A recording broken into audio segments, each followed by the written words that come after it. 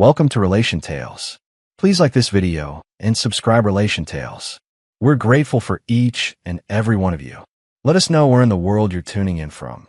We'd love to hear from you in the comments. Let's begin. The morning everything changed didn't look dramatic at all. It started with the smell of burnt toast and the sound of a woman humming in a kitchen that no longer felt like home.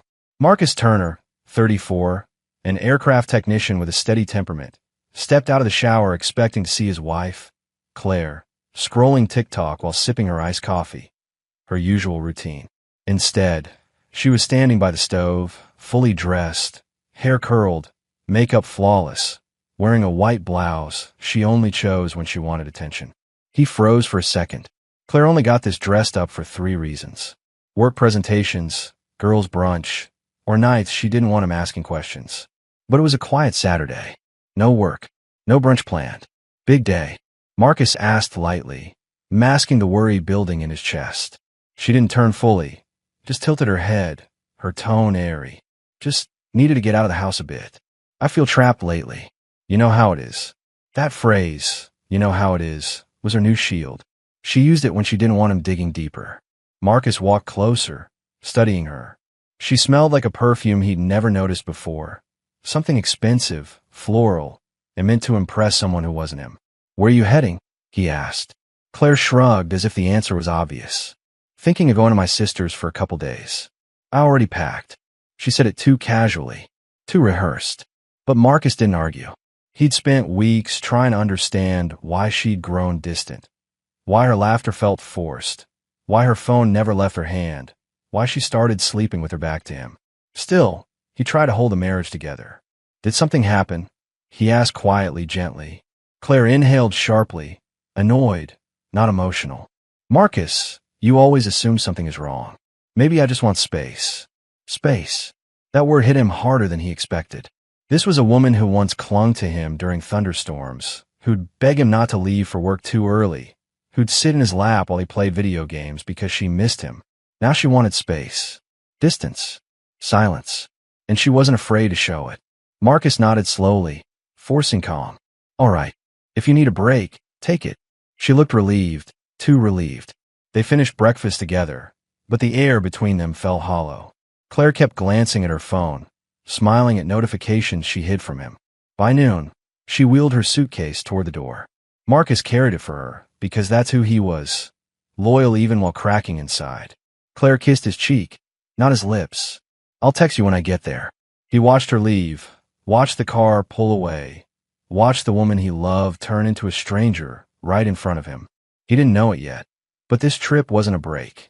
This was the beginning of the truth that would tear him apart and rebuild him into something stronger. Because when a husband with a loyal heart gets betrayed, he doesn't scream, he doesn't beg. He learns what revenge really feels like.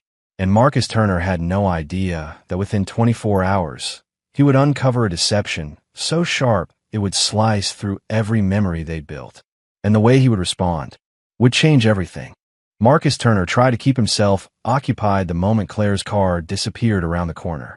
He mowed the lawn, reorganized the garage, even washed both cars, though only one needed it.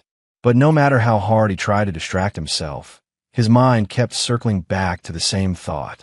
When did she stop loving him? For years, their routines were simple and warm. Claire used to wake up early just to sit with him during breakfast, wearing messy ponytails and oversized sweaters. She'd text him midday photos of her lunch or complain about coworkers. Evenings were filled with sitcoms and back-and-forth teasing, the kind of playful intimacy that made Marcus feel rooted, safe. But now she moved like someone who had already found a new world, someone who already belonged to someone else. He didn't want to snoop, didn't want to be that kind of husband, but loyalty shouldn't have to feel like blindness. And the way Claire left, too polished, too hurried, too relieved, ghosted him all afternoon. By 7 p.m., Marcus finally sat on the couch, scrolling through Netflix without seeing anything. His chest felt heavy, like his heart was sitting in the wrong place. He reached for his phone, not to check on her. He refused to beg for reassurance, but to see if she had arrived safely. He expected a text. There wasn't one. Instead, there were 3 missed calls from his sister, Amber, and a new message in the family group chat. He opened it absent-mindedly, then froze. It was a photo.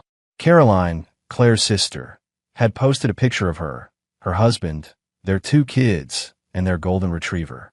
They were on their patio, grilling, smiling, waving at the camera. The caption read, "Family night. Finally got everyone under one roof." Marcus zoomed in just to check. No Claire. No extra purse hanging on a chair. No suitcase in the hallway behind them. Nothing that even hinted Claire had been there.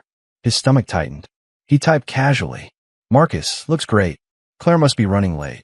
Caroline replied almost immediately. "Caroline, late? She never said she was coming. Haven't talked to her since Tuesday. Everything okay?"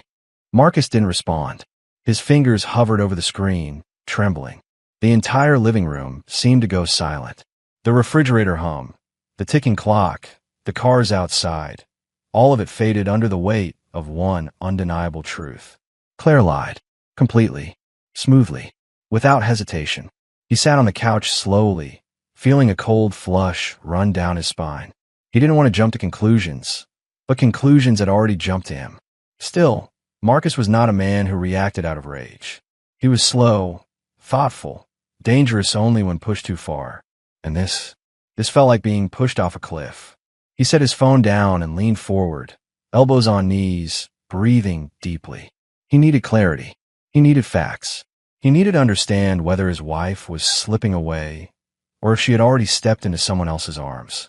His thoughts drifted to little things he had ignored. Claire coming home late, claiming traffic. Her sudden interest in gym classes, even though she hated gyms. The new perfume. The way she kept her phone pressed to her chest when notifications popped up. The nights she fell asleep early, but still looked freshly showered. Pieces weren't just falling together. They had already been assembled. He had just refused to see the picture. After 10 painfully long minutes, Marcus stood and grabbed his keys. He didn't know exactly where he was driving, just that staying in the house felt suffocating. The moment he stepped outside, the cool night air hit him like truth. He got in his truck, started the engine, and drove in silence, letting the road guide him. As he reached the city limits, he remembered something Claire had said 3 weeks ago. Trevor from work got promoted. He wants to celebrate with a group this weekend. He noticed the way she said Trevor's name, too softly, too fondly. Trevor Harper, mid-30s, smooth talker, gym fit, overly confident. The kind of man who flirted because it made him feel alive. The kind of man Claire used to roll her eyes at. But lately, she didn't roll her eyes anymore. Marcus didn't want to believe she would ever cross that line. He didn't want to believe their vows meant less than a thrill. Yet something inside him whispered, "Go look. Find the truth. Don't be the last one to know." He drove toward the part of town where Trevor supposedly lived. An upscale district filled with rooftop bars and boutique hotels. The kind of place Claire claimed she never liked. But Claire wasn't acting like Claire anymore. By the time he reached downtown, his heart was thudding with a mixture of dread and determination. He parked near a row of hotels, hoping he was wrong, praying this was nothing but overthinking. He checked his phone again. No message from Claire. Not even a fake update. Then his screen lit up with a bank notification. A purchase from a hotel Marcus had never heard her mention. He blinked hard, then checked again. It wasn't a mistake. Claire had checked into a hotel. Alone or not alone. The truth wasn't just close anymore. It was staring him dead in the face. And as Marcus stepped out of his truck, something inside him shifted. The betrayal wasn't confirmed yet, but his heart already felt the strike. And the revenge forming in him would change everything. Marcus stood outside the hotel's sliding glass doors, watching guests move in and out while his pulse hammered hard enough to shake his ribs. Every step felt like he was walking toward the end of his old life. The truth wasn't hiding anymore. He could feel it breathing against his skin. He reached into his pocket and pulled out the bank alert again. The transaction was clear. Harborline Suites, 1 king deluxe room. A room Claire had paid for. A room she absolutely didn't need if she was at her sister's. Marcus swallowed hard, forcing calm into his voice as he walked to the front desk. He was a gentle soul by nature, but tonight he felt carved open, every emotion sharp enough to cut. A young receptionist looked up with a polite smile. "Welcome, sir. Checking in." "No," Marcus said, steady but cold. "I'm checking something." He wasn't the type to make scenes, but he was also not the type to be walked over. Not anymore. My wife made a reservation tonight, he said with careful control. Her name is Claire Turner. I just want to confirm she checked in safely. It was a harmless sentence on the surface, but underneath, it was desperation wrapped in heartbreak. The receptionist typed quickly, then hesitated, her face shifting just enough for Marcus to notice. Yes. She checked in earlier this afternoon. Marcus felt his throat tighten. Is she still here? He asked softly. The woman looked uncomfortable. It shows the room is currently occupied. Marcus breathed out slowly, one deep, controlled exhale, like he was steadying himself on the edge of something dark. Thank you, he said, backing away. He didn't ask to go up. He didn't need to. He already knew. Outside, he walked to his truck, sat in the driver's seat, and stared at the hotel entrance through the windshield. He didn't cry. He didn't even blink for a long time. His mind was spinning, replaying every moment he had overlooked. Claire working late. Claire turning her phone face down. Claire showering at odd hours. Claire smiling at texts she refused to explain. The truth formed like a bruise inside him. She didn't drift away. She walked away, step by step, lie by lie, until he didn't recognize her anymore. Yet even in heartbreak, Marcus was not a man who lashed out. He believed in fairness. He believed in truth. And if someone broke him, he wouldn't fight messy. He would fight clean. He watched people come and go for nearly 30 minutes, studying every passing car, every couple walking inside. Each minute made his chest heavier, colder, more resolved. Finally, at 10:41 p.m., the hotel doors slid open, and Marcus saw her. Claire stepped out wearing a beige coat he had never seen, her hair styled in a way she never bothered to do for him. She looked nervous, constantly checking over her shoulder. And behind her, just seconds later, came Trevor Harper, adjusting his shirt like he had rushed to put it back on. Marcus felt the world tilt. Trevor didn't touch her. He didn't have to. The silence between them said everything. Claire pulled out her phone and typed a message. Marcus's phone buzzed in his truck. Claire, made it to my sister's. Tired. Going to bed early. Her lies were so smooth, they almost sounded rehearsed. Marcus didn't make a sound. He didn't slam doors, didn't storm out, didn't yell. He simply watched her walk to her car, watched Trevor walk back inside, watched the last piece of their marriage crumble right in front of him. When her car pulled away, he waited until she disappeared into traffic. Then he leaned back in the driver's seat, closed his eyes, and let the emotion settle. There was pain, yes. A deep, wrenching pain he wouldn't wish on anyone. But beneath that pain was something new. Clarity, focus, strength. Marcus Turner was done being the man who kept forgiving silent betrayals. He was done giving chances to someone who collected lies like souvenirs. He didn't want to argue with her. He didn't want to beg. He didn't want explanations wrapped in excuses. He wanted closure and justice. Not revenge driven by anger, but revenge driven by truth. He drove home slowly, purposefully, his mind already constructing the path ahead. He wouldn't barge into the house demanding answers. That wasn't who he was. Marcus believed people reveal themselves when given chance. So he would give Claire that chance. When he walked inside, the house felt different. Not because she wasn't there, but because he was no longer the same man who watched her leave earlier that day. He sat at the dining table, opened his laptop, and pulled up the shared phone account. Something he rarely checked because he believed in respect and privacy. Tonight, respect felt like a luxury he could no longer afford. Within minutes, the truth spread across the screen. Hotel confirmations, rideshare trips, a pattern of nights she claimed to be with friends, but was nowhere near them. Marcus stared at the data, expression emotionless, heart steady. And then he did something he had never imagined doing. He began crafting the beginning of his revenge.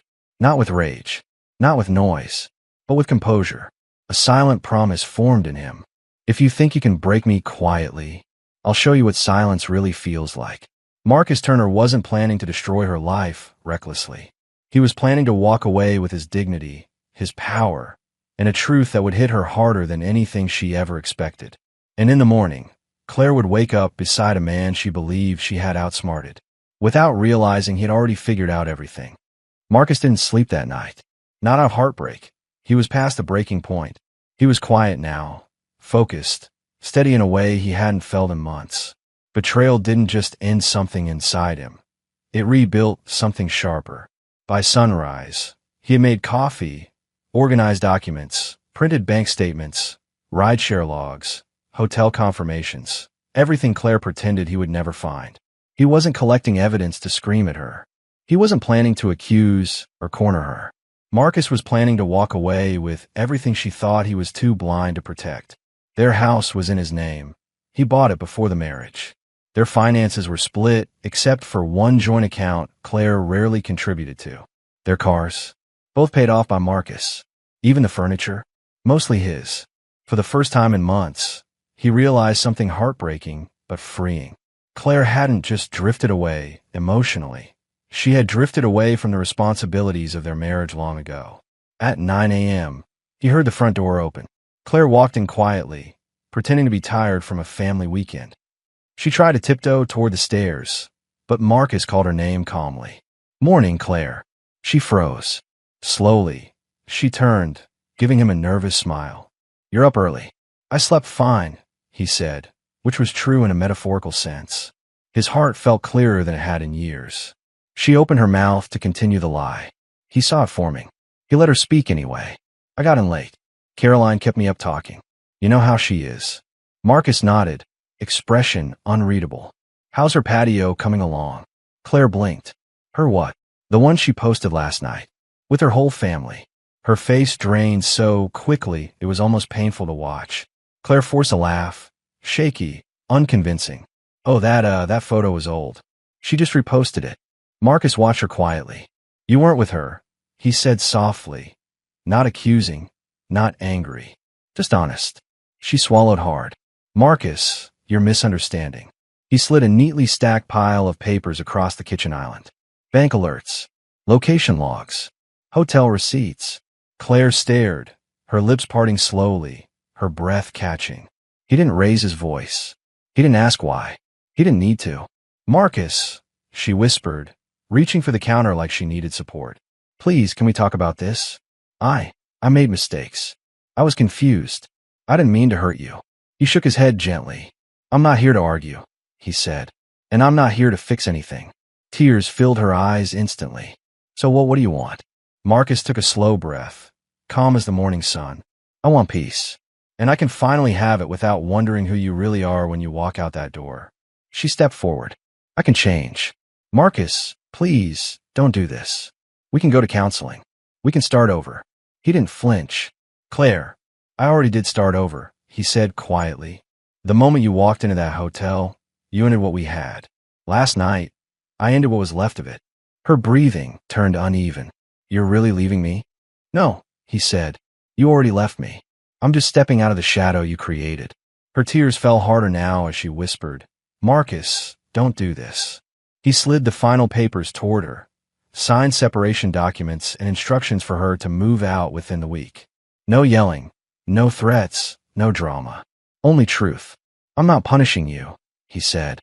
"I'm just removing myself from a place that no longer respects me." She sank into a chair, trembling, realizing this was a kind of revenge she never expected. Calm, complete, dignified, and impossible to fight. "You don't even want to hear my side?" she asked. Marcus shook his head. "Your side began with lies. My side begins with honesty. That's the difference." He picked up his keys.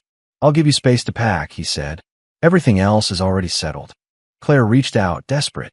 "Marcus, please. I made a mistake. I don't want to lose you." He looked at her one last time, kindly, not bitter. "You didn't lose me," he said. "You traded me." And with that, Marcus Turner walked out the door, not broken, not defeated, but free. It wasn't loud revenge. It wasn't dramatic revenge. It was the kind that hit hardest, walking away without looking back, because the truth already did all the damage she feared.